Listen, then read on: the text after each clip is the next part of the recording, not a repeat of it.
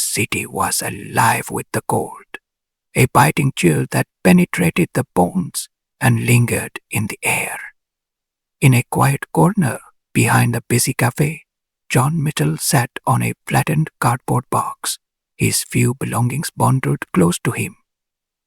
A veteran in his late 60s, John's face carried the marks of a life spent in service, a hardened jawline, eyes that had seen more than most could fathom, and rough, calloused hand that trembled slightly as he held a warm cup of coffee, offered by a passing stranger. It was a rare kindness, one of the few he experienced in a world that had all but forgotten him.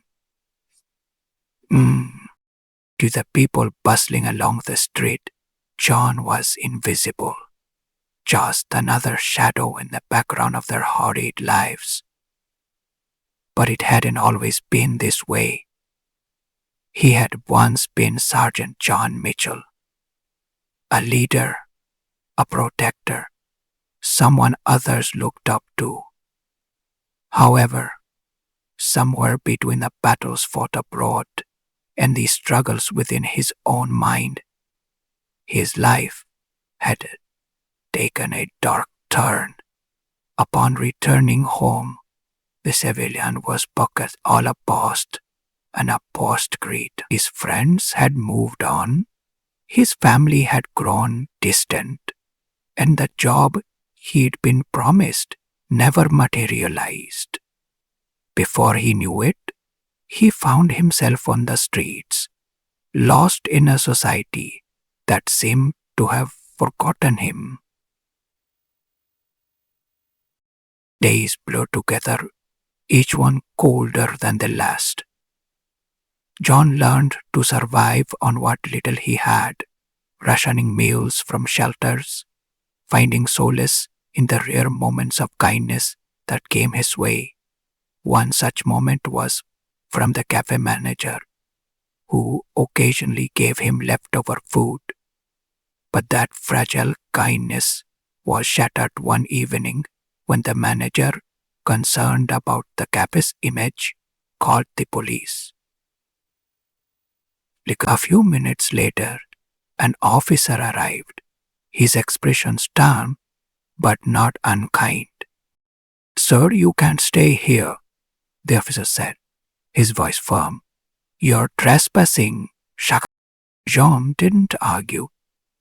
Years of discipline had taught him to follow orders without question. Quietly, he gathered his belongings and stood to leave, but the officer grabbed his arm. "I'm sorry, sir, but we have complaints," the officer added, his tone softening but his resolve unwavering. John's heart sank. He had hoped to be left in peace just for once. Instead, he was led away and booked for trespassing. Sitting in the holding cell, the cold steel bench pressing into his bones, he felt numb. His mind drifted to the countless nights spent like this, alone, forgotten, unwanted. When the officers informed him of his court date, he groped to appear. Though deep down, he wondered if it even mattered anymore, without wife about 1 billion years ago. And the day of his hearing, John entered the courtroom, his head lowered. He didn't expect sympathy. He never did. His mismatched jacket, donated from the shelter, and his ill-fitting shoes were a stark contrast to the neatly dressed crowd. His hands trembled slightly as he clasped them, waiting for his name to be called. The room was filled with quiet judgment. The homeless friends were hinted at something. The homeless friend himself has ruined his life. He rolled his eyes. The star's cloud closed, just looking at him through a gaze, wrought, paralyzed by the Grand Master's zoneless. When the judge entered, everyone stood. She was a middle-aged woman with sharp eyes that seemed to miss nothing. As she began reviewing the cases, she paused when she reached John's file. Her gaze swept the room and landed on him. "John Mitchell," she called, her voice strong and formal. John nodded slightly, his mouth dry. The judge began reading through his file, but paused, her voice trailing off. She looked up, narrowing her eyes in recognition. "John Mitchell," she repeated softly, almost to herself. John shifted uncomfortably under her gaze, wondering why she was taking such an interest in him. The judge put down the file and looked him directly in the eye, her expression softening. "Mitchell," she said slowly, her voice wavering, "were you, by chance, in the 80th Airborne Division?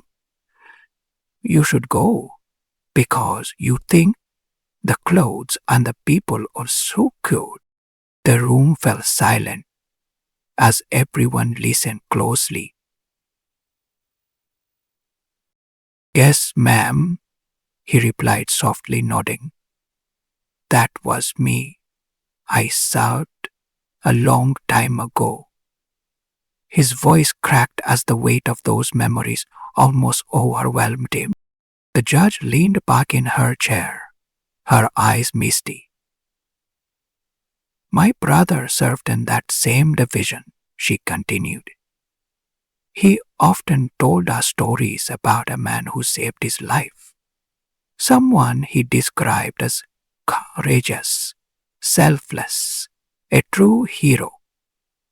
That man's name was John Mitchell."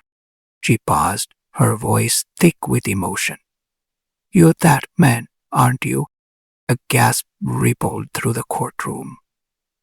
The perception of John Mitchell began to shift. No longer was he just another homeless man. He was a hero, someone who had sacrificed everything for his country. John nodded, his throat tight, barely able to speak. "I did my duty, Mom. I just did what I thought was right," he murmured, looking down, humbled by her words. The judge cleared her throat, visibly moved. She composed herself before addressing the court. "This man," she said, her voice ringing clear and strong, "served our country with more courage than many of us can comprehend. And yet he stands here today, facing charges for simply trying to find shelter. This is a man who deserves our utmost respect, not condemnation." She turned to John, her voice now gentle. "Mr. Mitchell, I am dismissing these charges.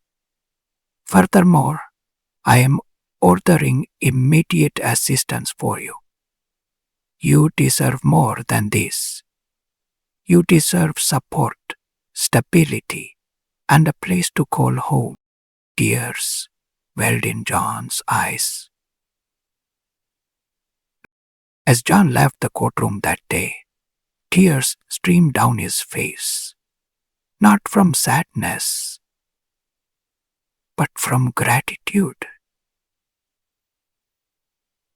After the hearing, the judge personally arranged for John to be connected with a veteran outreach program. Within days, he was provided with temporary housing and counseling services. The program staff listened to his story with genuine interest, offering support as he began to rebuild his life. At the shelter, he met others who shared similar stories, veterans who had faced hardship after returning home. Together, they formed a small community, supporting one another through their struggles. John began to volunteer, sharing his experiences and mentoring younger veterans.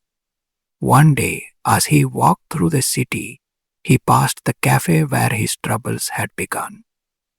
The manager, who had once called the police on him, recognized him and hesitated, unsure of what to say.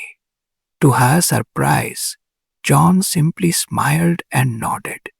His heart was free of bitterness.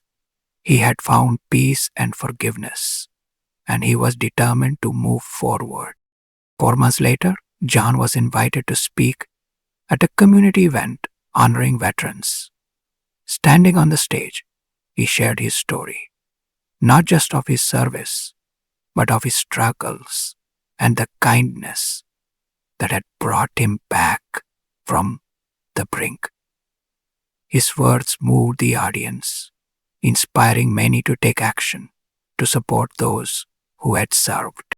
By the end of the year, John had secured a small apartment decorated with mementos from his past and new symbols of hope. On his wall hung a framed photo of his unit, a reminder of the brotherhood that had shaped him. He also kept a letter from the judge, thanking him for his services he had made. John Mitchell's journey was far from over, but for the first time in years, he faced the future with renewed purpose. He was no longer defined by his struggles, but by his resilience and the community that had rallied around him. As he sat by his window, sipping a warm cup of coffee, he allowed himself to dream of brighter days ahead. Subscribe now for more inspiring stories.